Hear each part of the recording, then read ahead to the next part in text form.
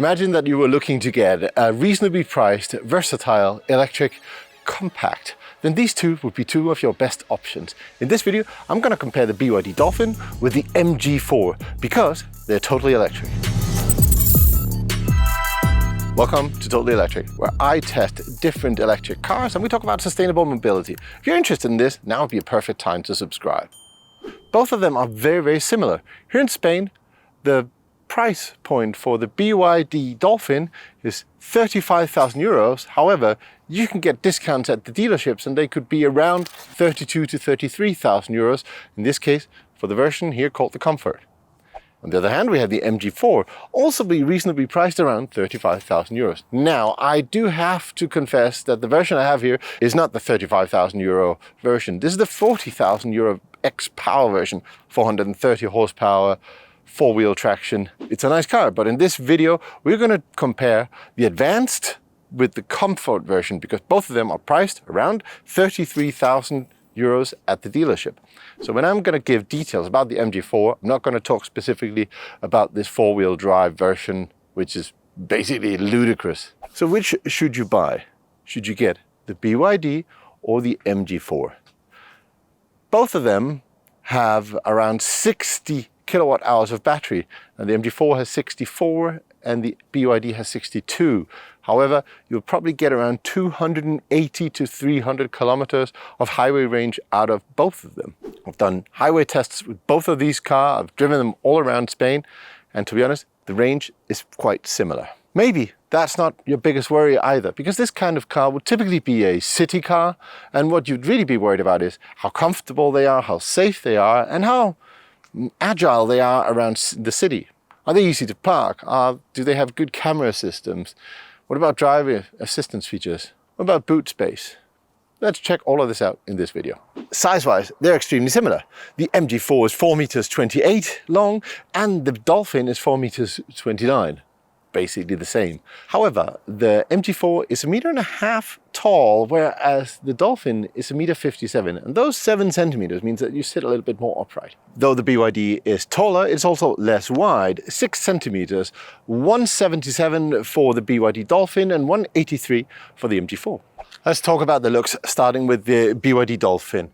It looks like a very, very standard compact car. The only thing they've done to make it look a little bit more sporty is add some lines here, add some blackness around the wheel arches, and black out this bit here so that it looks like it has a more aggressive roofline.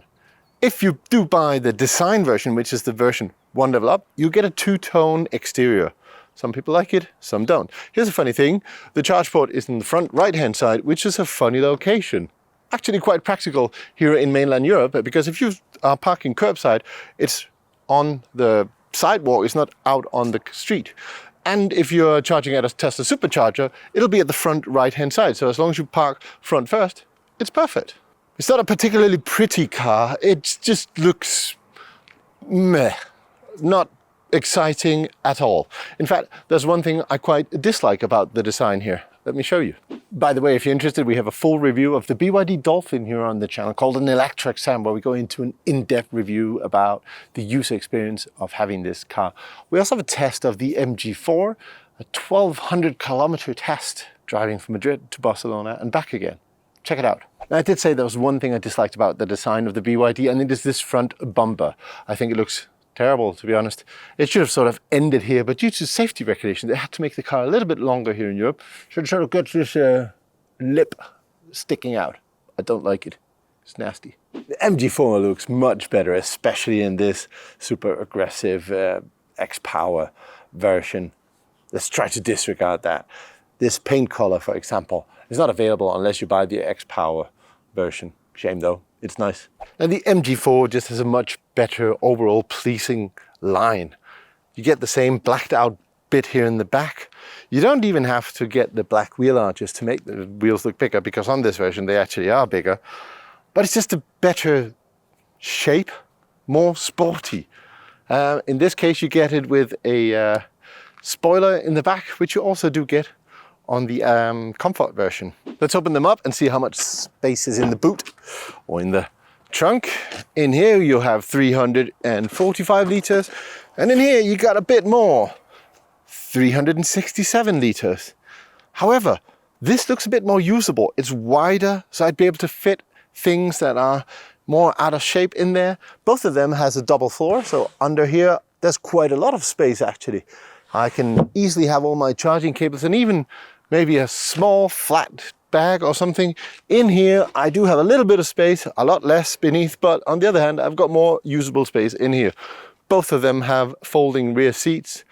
I honestly don't think there's a huge difference in the boot space in these two. 20 liters is not that much, but maybe if you're the kind of person who has, I don't know, bicycles and want to transport those around, the MG4 is a little bit easier to put big stuff into. Here's an annoying and silly little detail. On this here cover, there's no plastic to hold it in place here.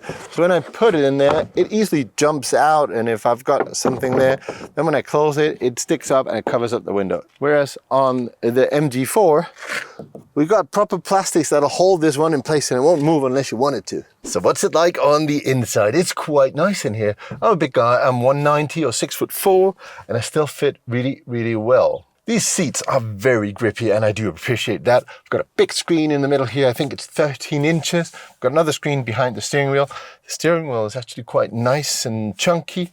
The materials are very soft. This here material here is some kind of rubber plastic, very soft, very nice. Same thing on the left here. I've got this, what is this? Velour? I don't know. Got a dark headliner. Only thing I dislike about the interior is this piece of plastic here. I don't want hard plastics there where I put my arm up. It's like it's a contact zone. Make it soft and spongy like the rest of the car. I don't like these controls down here. This is the gear lever. It is the fiddliest little gear lever. It's like twisting a nipple or something. I don't like it. Then we have lots of space. We've got some space for stuff down here. We've got 2 cup holders, but these aren't American sized cup holders. You'd be hard pushed to put anything in there which is of any decent size. You've got a phone here, place for your phone, and in this trim there's no charger on it here. You have to plug it in. Got another additional space down here, quite big actually, and I've got this. This is a funny little thing. No, it is not an auxiliary lipstick. This is a safety device. On the one end, I've got this for breaking the glass if I need to get out in an emergency. And if I now open the other side of it, got this. This is for cutting the seat belt if I get stuck inside the car. Very useful, I guess, in that situation. I've never actually needed one, but I guess if I needed one and I was in this car, I'd be eternally grateful for it. Another thing that's very nice about this car is that this is just a very, very classy dark black interior, but it's available with 3 different kinds of interiors, and one of them is pink. Yes, pink. Aside from the buttons I've got here, most of the action is handled on the screen, which, by the way, has a party trick to it. When I turn it on, I can actually flip it to vertical mode. So if I'm the kind of person who like horizontal screens and my spouse likes vertical screens, we don't have to fight about it. The good thing about this is that I have Android Auto, and Android Auto on this big 13-inch screen is a delight. So I can use my phone connected with a cable down here. I can't do it wirelessly. If I've got Android Auto or Apple CarPlay on this one, I get my full mobile phone up on 13 inches. Very, very useful and very good for driving. Other than that, the system is quite smooth. It's an Android-based system, so there'll be additional new things you can do with it. I've got Spotify and internet connectivity. Furthermore, I've got very, very nice rear view with cameras and parking sensors. In fact, I've got so many of them that if I click on this button here, I've got 8 different views. I even got like a 3D external view, just like it should be. Other than that, I've got this little tiny bitty witty screen here behind the steering wheel. The design on it is quite poor. It's just a random layout with lots of numbers and lines, and it's hard to read. It's small. There's 1,000 different text sizes, 2 different colors, which are hard to distinguish. It's not well done. But overall, it's a nice interior with good space. I'm very comfortable in here. And even a big guy like me, I could drive this car, no problem whatsoever. Let's check out the MG4. Okay, so inside the MG4, it's not as nice as in the BYD. The materials in this case, however, are nicer because we're in the X-Power version. But honestly, it's a bit more plasticky, a bit less soft and well done. I've got a place here for my mobile phone, but honestly, if I just go through a curve, it's going to fly out. So it's not the best place to put it. I've got a screen here in the middle. It's only 10.25 inches, not 13 as in the BYD. I've got a bigger screen behind me though, or behind the steering wheel. And it's nicer than the screen behind the BYD. It's better laid out, easier to understand as well. Colors are better. On this one here, however, it's a completely different story.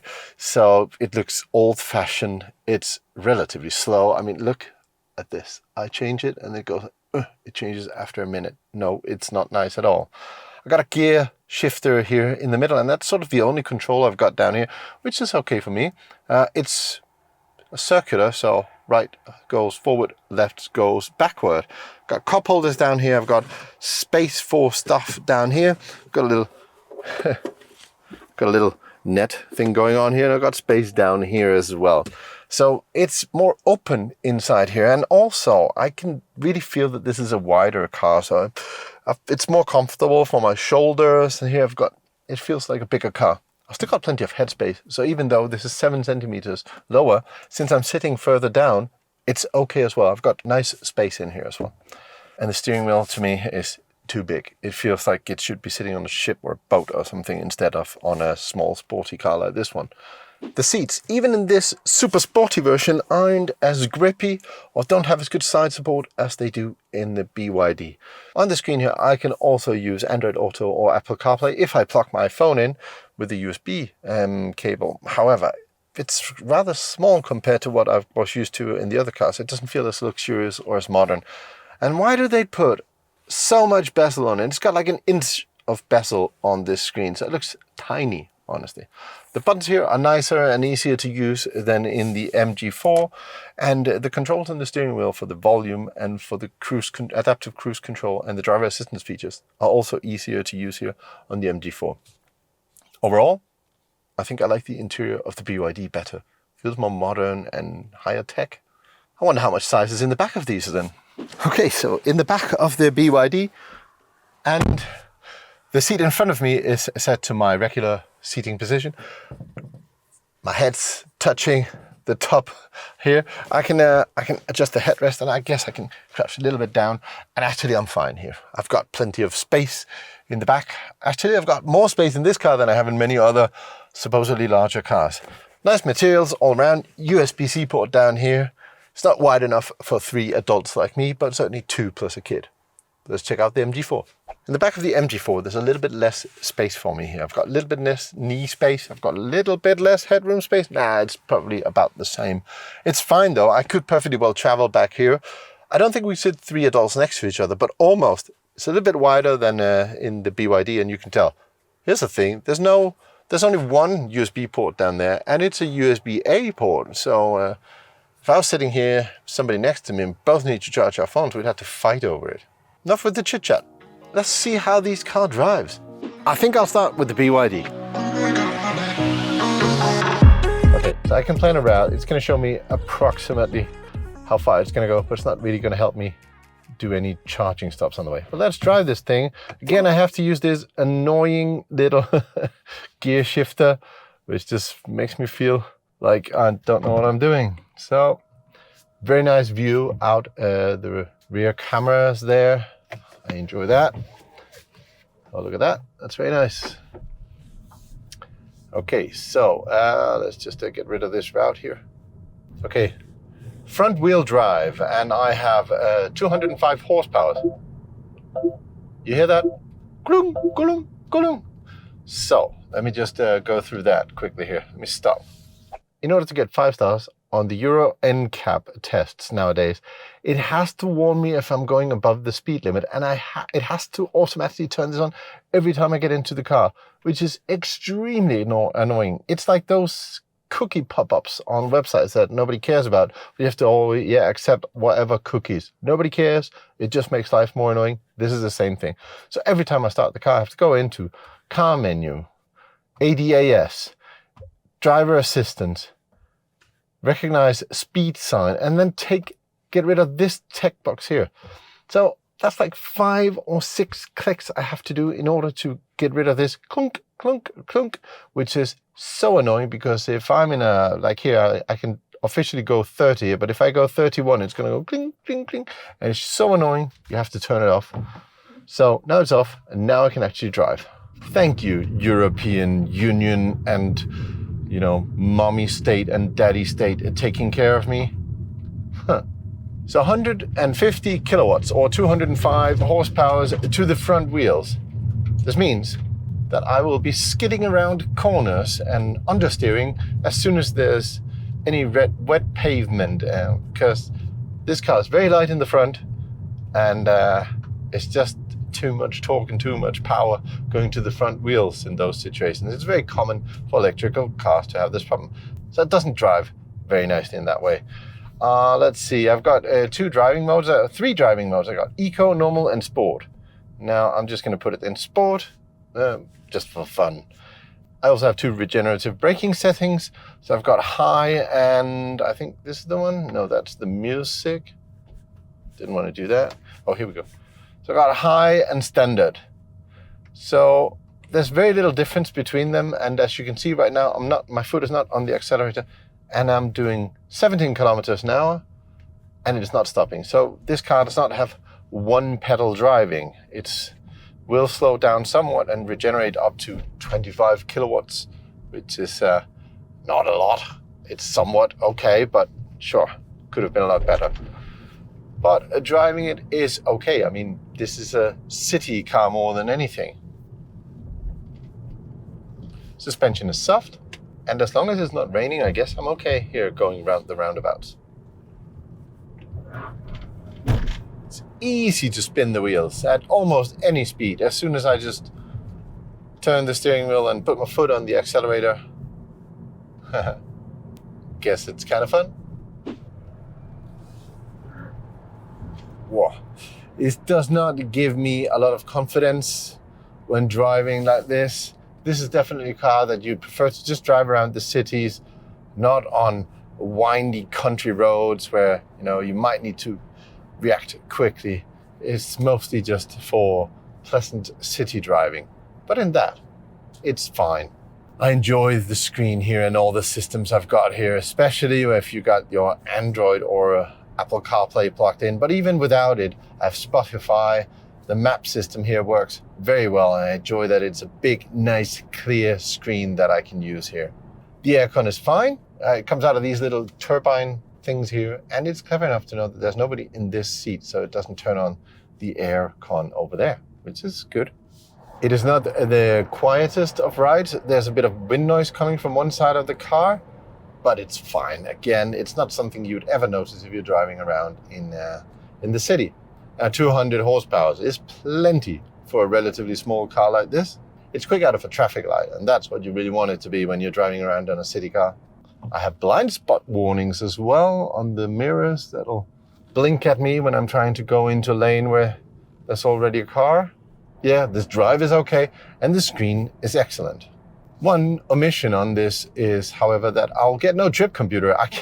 It won't tell me, other than, how far I've driven on a trip, but it won't tell me how much energy I've spent or the efficiency of the car on a particular trip. It'll only give me the average over the last 50 kilometers, which is kind of fun or strange. I've never seen that as an omission before on a car.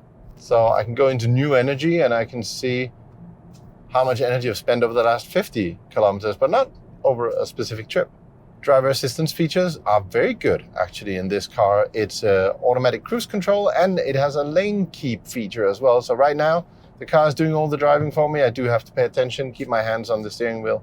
But other than that, the car is doing it, which is fine. It's easy enough to control. I can change the speed on the left-hand side. I can also set it to read speed signs and adjust to that automatically.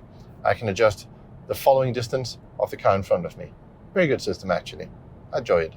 I have voice recognition in here. I can say, "Hi, BYD," and it'll ask me what I want it to do. Forget about it. No, I don't want to do anything. Nada. Olvídalo. Just, I can tell it where I want to go. I can put on radio. I can open the windows and do other such things just by using voice, which is nice. Rear visibility is actually quite good in this car. Right now, I have all the headrests in the back up. And even so, I can still see quite a lot out the back of the car.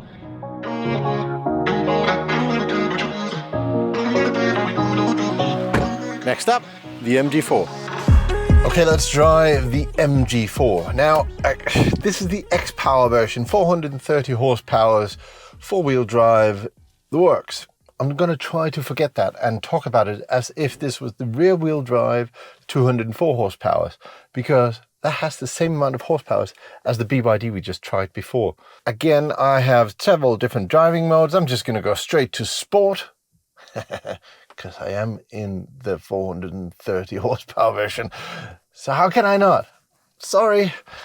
Anyway, if I were in the 204 horsepower version, I would have rear wheel, traction, and I would have a 0 to 100 of 7.9 seconds, which is almost a second slower than the BYD, which is funny because the BYD seems like it's going to be skidding around a lot. Whereas, well, let's try on this one. Now, the gear selector is down here. I have no start-stop button. It's just foot on the brake and it goes. As you can see, the screen here is quite a lot smaller, and camera view on a smaller screen is a lot less useful than on the big screen in the BYD. Steering wheel's too big. Oh, feels like I'm turning a ship. I have driven the rear-wheel drive MG4 extensively. In fact, you'll find a video about it on this very channel, where we've test driving it all the way from Madrid to Barcelona and back again, 1,200 kilometers. So I do know the car and I'm very familiar with it. The fact that it's rear-wheel drive is something I do like because it's more grippy than the front-wheel drive, especially if it's a little bit wet. It will understeer instead of oversteer. The oversteering on some of these front-wheel drive 204 horsepower electric cars now is quite horrible. The reason why this is a little bit slower to 100 is probably also because there's a little bit less torque in this car. 205 nanometers of torque, whereas you'll have 310 in the BYD. But still, I think I prefer the rear-wheel drive MG4. In this version, the suspension is quite stiff, which I like. As a European, I think I'm more used to like the European stiffer suspensions, whereas the Chinese and even the Americans one will be a little bit softer. I guess it's all down to taste. Now, you will have to excuse me because I am driving this X-Power version. So I'm going to have to put a smile on my face sometime going around a roundabout or something, because, oh my God, oh my God, oh my God, this is it's ludicrous, absolutely bonkers. Oh yeah. But it's not a fair comparison to the BYD. I know, but I can't help myself. I think it is wonderful that MG has decided to make a pocket-rocket version of the MG4. Oh, it's something that so many car brands have done before. Now with electric cars, they can do it again, and you can put 430 horsepower into a car that, in this case, with this configuration, costs less than 40,000 euros. Less than 40,000 euros for 430 horsepower. 430 horsepower 20 years ago was a Ferrari. Oh my God. Okay, aside from the bonkers acceleration in this X-Power version, I have several different driving modes. So I can switch between a custom, a snow, an eco, normal, and sport. The custom one, I can set up different, stiffness of the steering wheel, different acceleration, etc. I'll just leave it in sport for now. Other than that, I also have 3 different levels of regenerative braking, plus one that is automatic. Automatic means that if I'm coming up to, for example, a roundabout, it'll apply more regenerative braking than if I'm just going in a straight line. So it'll adapt to circumstances, which is something that you typically find on high-end BMWs or Mercedes-Benz. And it's very nice to have it on this one. Aside from that, I can also go into the menu, set up my car configuration here, and I can choose one pedal driving. Now, as soon as I activated one pedal driving, I immediately noticed that the regenerative braking became stronger. But one pedal driving is a wonderful thing with electric cars, because especially these city cars or cars that are meant for touring around cities, you don't ever need to use the brake. Now, for example, I'm coming up to a roundabout here.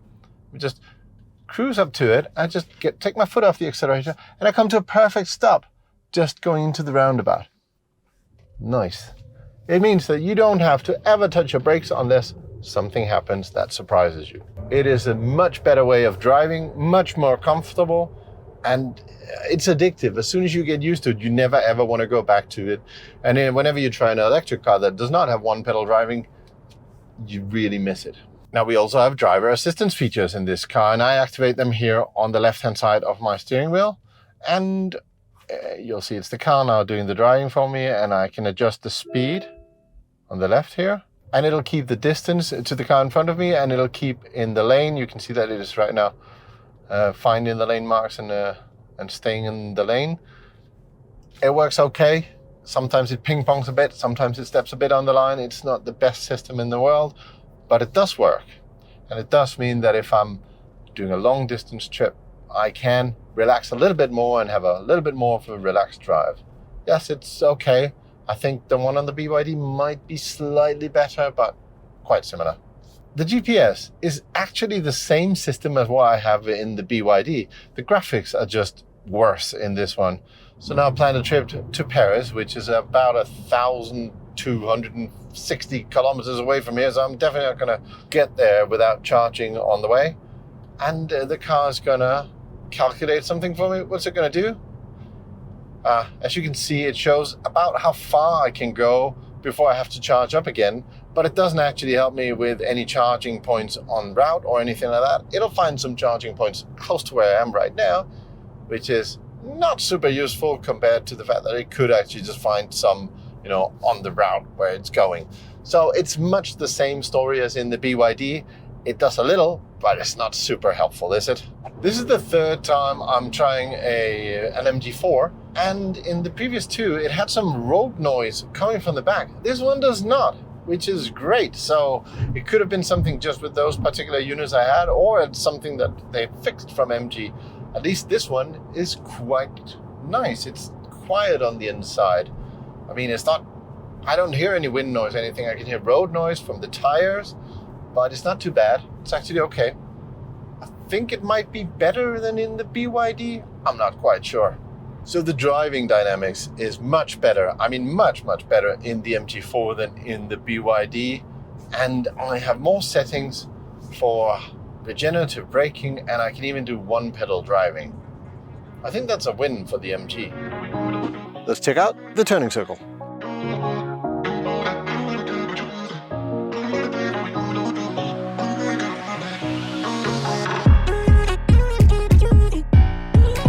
Test driving electrical cars in Spain. What a horrible job, right? So if I had 33,000 to spend on an electric car here in Spain, which would I buy? The BYD Dolphin or the MG4?